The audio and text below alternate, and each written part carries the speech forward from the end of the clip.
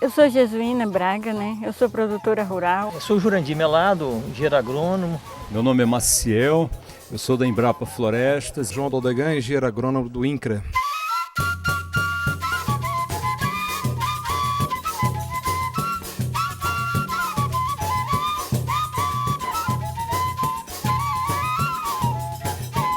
Há estudos que já sinalizam claramente que a partir aí de 2025 o Brasil deverá se tornar o maior produtor de alimentos do mundo.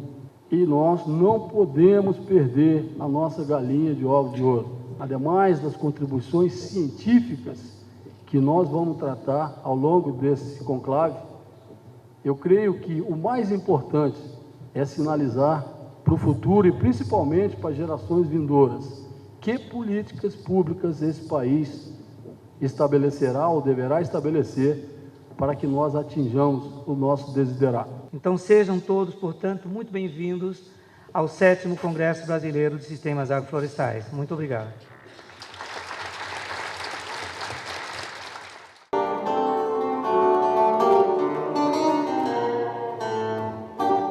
Em todas as áreas da vida social é muito importante que nós tenhamos consciência de que há uma pluralidade de saberes. O saber científico é muito importante, mas é um conhecimento que é tanto mais importante quanto se conhecer como sendo um conhecimento entre outros. Se há área onde esta pragmática de a contribuição de vários saberes é importante, é a temática agrária, agroflorestal, agroambiental, hoje em dia.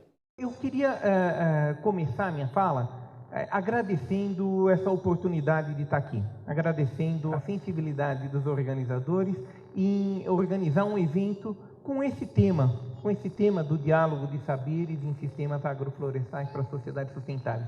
E, acima de tudo, a sensibilidade na organização, em pensar nos círculos de debate, em procurar privilegiar não a fala doutoral, a fala unidirecional, mas criar as condições para que muitos falem.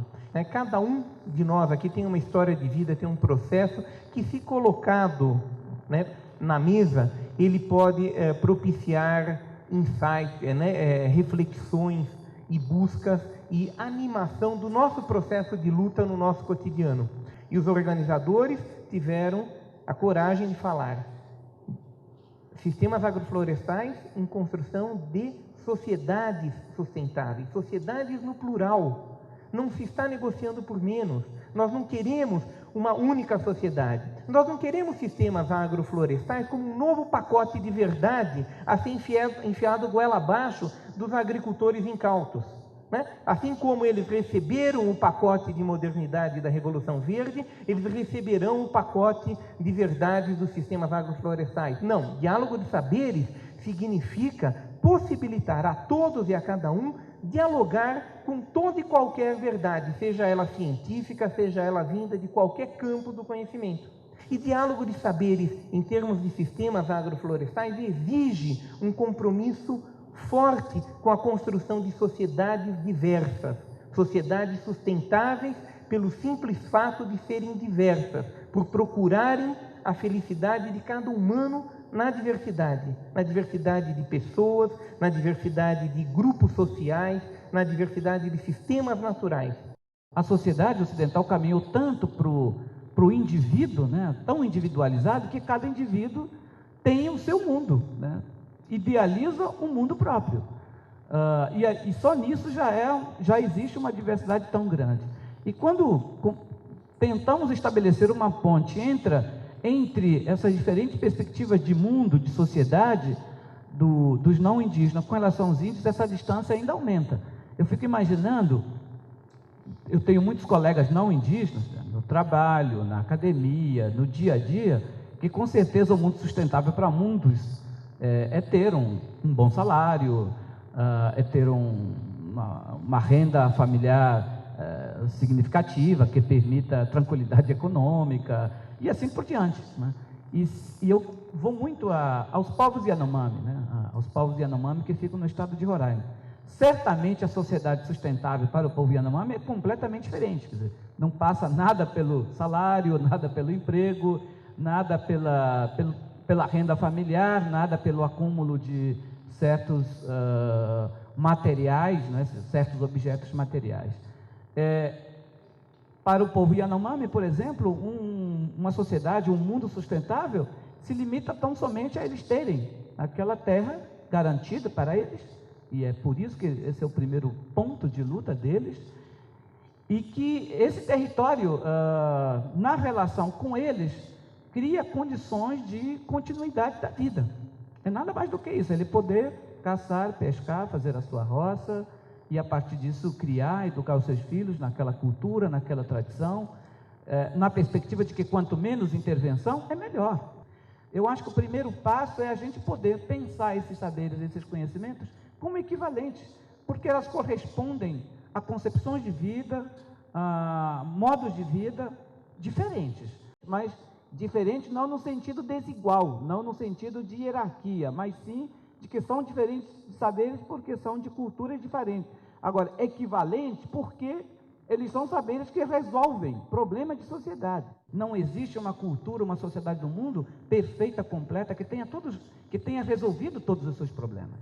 Ora, se nenhuma sociedade é perfeita, completa, então, para aperfeiçoar a própria qualidade de vida e a tudo aquilo que o indivíduo almeja, pode avançar muito mais na medida que a gente trabalhasse com a complementariedade e não com a negação ou simplesmente o desconhecimento. Hoje, nós temos no ensino superior mais de 6 mil indígenas. Eles já vão com uma bagagem enorme de conhecimentos e vão somar a essa bagagem tradicional deles aos conhecimentos da academia. Quer dizer, eles saem da academia basicamente dobrando os seus conhecimentos. Enquanto a academia recebe, ele só transmite para o aluno e ele não aproveita nada da bagagem que o aluno traz, não é? Então, quer dizer, acho que isso mostra o quanto o diálogo poderia ajudar também a própria ciência a evoluir. Quando eu entrei na floresta, na Amazônia, em 62, eu tive a fortuna de ter como mater um velho índio que me ensinou muita coisa. Ele me ensinou coisas que me permitiram de aplicar na prática conhecimentos acadêmicos. Quer dizer, uma coisa que a tecnologia científica fez muito nos últimos anos, no mundo, de alguma maneira, é, de certa maneira, distanciar entre a natureza e o ser humano. Os povos indígenas têm ainda essa marca muito forte da espiritualidade. Quer dizer, tudo tem espírito, né? Um pedaço de pedra, uma porção de areia, por trás daquilo existe um espírito, né? Existe uma força superior àquele objeto, pelo qual deve ser valorizado, pelo qual se deve estabelecer, então, essa relação de respeito. E diríamos, portanto, que uma coisa que talvez essa tecnologia, essa ciência tenha que, eu não digo tanto aprender e muito menos incorporar, mas precisaria reconhecer e considerar na sua prática diária essa outra dimensão que a tecnologia de alguma maneira expulsou, não é? Da convivência diária, da convivência entre os seres, que é esse lado muito espiritual e principalmente coletivo, não é? Que eu acho que ainda é muito forte. Eu acredito que dessa maneira é muito possível de a gente avançar nessa experiência humana moderna contemporânea. Essas experiências com o SAC estão avançando muito mais rápido na sociedade civil do que na academia ou no governo, né? E o governo tem que ter capacidade para absorver essas experiências e transformar em política pública. Então, essas dificuldades para o gestor público de fazer a mediação entre uma máquina enrijecida e as demandas que a gente considera legítimas e importantes é muito grande. E ela acontece também na universidade, porque a gente vem de uma inércia comportamental de transmissão de conhecimento, de informação, que não contempla o saber não só das nações indígenas, mas todos os saberes, né? Toda a diversidade de saber que chega a qualquer grupo social, ele é negligenciado por uma postura homogeneizadora, de sala de aula, de currículo, etc., né? Me parece que o caminho que pode apontar alguma resposta para essas indagações, para esses questionamentos, é o caminho de apostarmos em políticas públicas que trabalhem com a diversidade, em políticas públicas que fomentem a organização local, políticas públicas que não sejam pacotes do que tem que ser implementado, mas que propiciem aos coletivos locais dizerem o que é importante, fundamental, essencial para eles. A atividade produtiva para os índios, a maioria das culturas, ela não tem um significado pura e simplesmente mercadológico, materialista, do tipo para comer, para vender, para acumular, não. Em muitas culturas, ou a maioria das culturas, a relação com a produção, ela é muito mais espiritual. Então, por isso, quando você tem fartura de produção, em vez de você acumular, vender para acumular riqueza, se convoca rituais e festas a semana inteira. Enquanto não termina aquela produção, a festa não termina. Porque aquilo é o sentido, aquilo é a espiritualidade da produção. Não está preocupado em vender para acumular dinheiro no banco, né? Quer dizer, o sentido da produção, ele tem um valor social, ele tem um valor moral, ele tem um valor ético, um valor espiritual. E isso precisa ser preservado. Imagina nessa perspectiva um sistema agroflorestal que contempla também isso. Será muito mais rico do que aquela apenas de fazer o cálculo do per capita do quanto que vale aquela produção. Obrigado. Se você não conseguiu falar, ou se você, mesmo falando, surgiu uma nova ideia, você ainda quer se expressar também por escrito, a gente tem um painel na saída do lado direito desse auditório, em que tem alguns mediadores lá também estimulando que vocês escrevam algumas ideias que vieram a partir desse diálogo de hoje.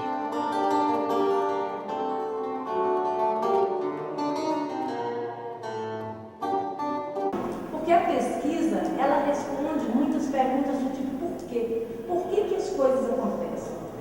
A partir da pesquisa, a gente entende os processos.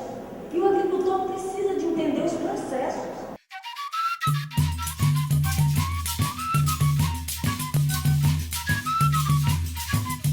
Nós todos precisamos desenvolver a capacidade de emitir opinião e escutar, né? E respeitar a opinião divergente. É muito fácil você conversar com os seus, né? Com o parecido, com pessoas que tenham ideias parecidas.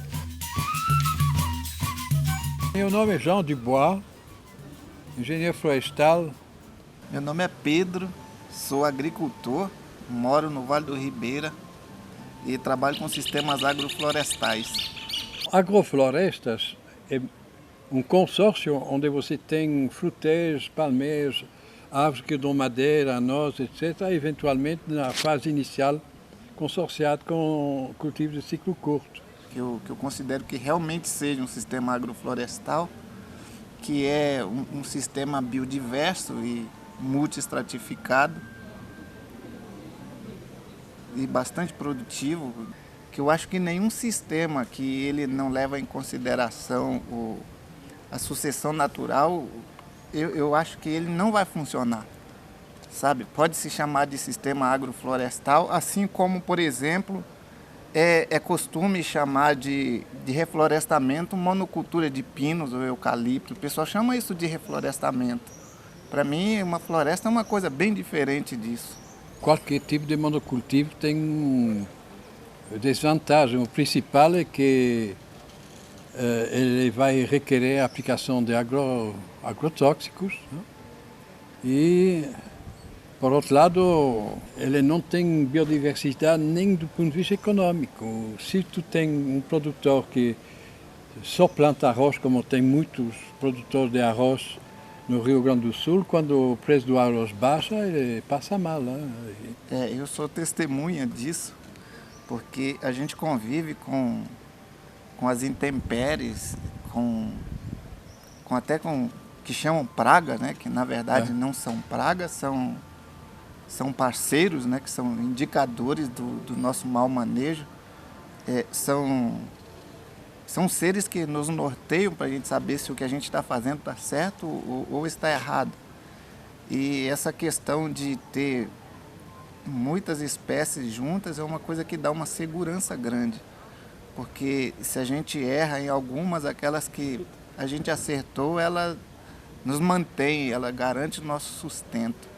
Eu visitei uma comunidade caiçara que tinha abandonado o sistema tradicional. Eles retiraram todas as aves, mantiveram o bananal, uma variedade só de banana, a pleno sol, e tiveram que aplicar agrotóxicos. E depois de 3, 4 anos sentiram que eles estavam se envenenando a si mesmos. E hoje em dia eles reconstituíram o sistema tradicional do bananal sombreado. Eu entrei nesse bananal e numa pequena área eu fiz o levantamento das espécies, aves, arbustos e também arbustivo. Tinha mais de 70 espécies. E a maioria das espécies do subbosque eram plantas medicinais. Por que será que a maioria da agricultura familiar não faz isso? As faculdades de agronomia, mesmo ainda hoje, na grande maioria deles, só ensinam monocultivos. Quando a situação fica muito difícil e crítica, a unidade dá uma volta. Por exemplo, na Idade Média, a situação no final da Idade Média era horrível. E houve a Renascença, que começou a revalorizar a espiritualidade, coisas dessas. E talvez aqui eu estou sentindo nas novas gerações um grande esforço para uma mudança positiva.